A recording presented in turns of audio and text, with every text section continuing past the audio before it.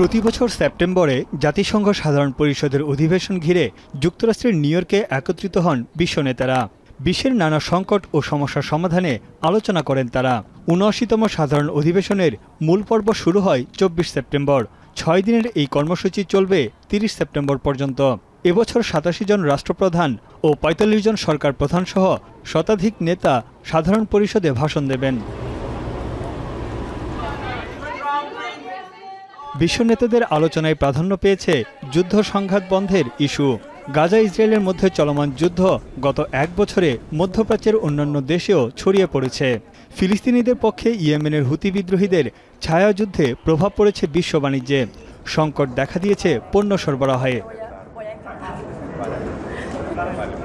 এদিকে হামাস ও হুতি বিদ্রোহীদের পর ইরান সমর্থিত হিজবুল্লাহ গোষ্ঠীর সঙ্গে সংঘাতে জড়িয়েছে ইসরায়েল, যা দেশটিকে সংকটের মুখে ফেলেছে। অবিলম্বে যুদ্ধবিরতি কার্যকর করে উভয় পক্ষকে কূটনৈতিক সমাধানের পথে আসার জন্য আহ্বান জানিয়েছে ফ্রান্স ও যুক্তরাষ্ট্র সহ বিশ্ব নেতারা। مع اللجوء إلى وسائل وآليات جديدة لا سيما إلكترونية لإلحاق الأذى بأبناء شعبه. إن المعتدي يزعم أنه لا يستهدف إلا المسلحين والسلاح. মধ্যপ্রাচ্যে সহিংসতা বন্ধে জাতিসংঘ সাধারণ পরিষদে আহ্বান জানিয়েছেন বিশ্ব নেতারা। চলমান যুদ্ধ বিশ্ব শান্তির জন্য হুমকি হয়ে দাঁড়িয়েছে বলে মন্তব্য করেছেন সংস্থার মহাসচিব।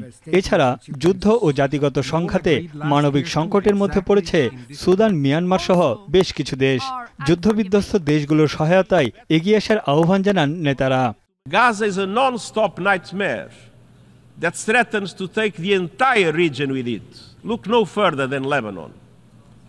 We should all be alarmed by the escalation. Lebanon is at the brink.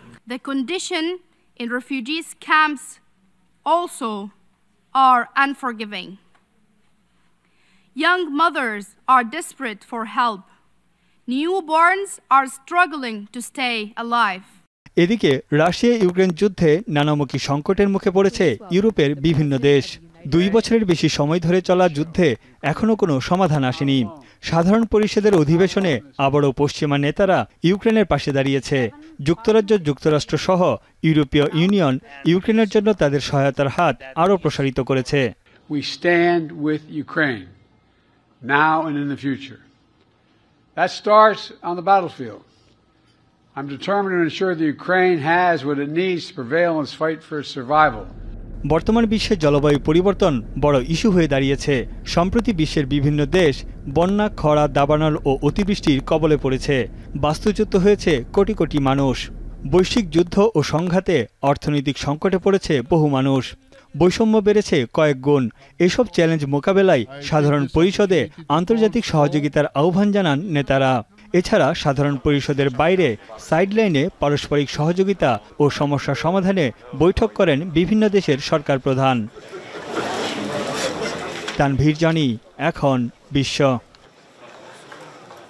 Shea butter O vitamin E সমৃদ্ধ lily glam beauty soap. Lily, always beautiful.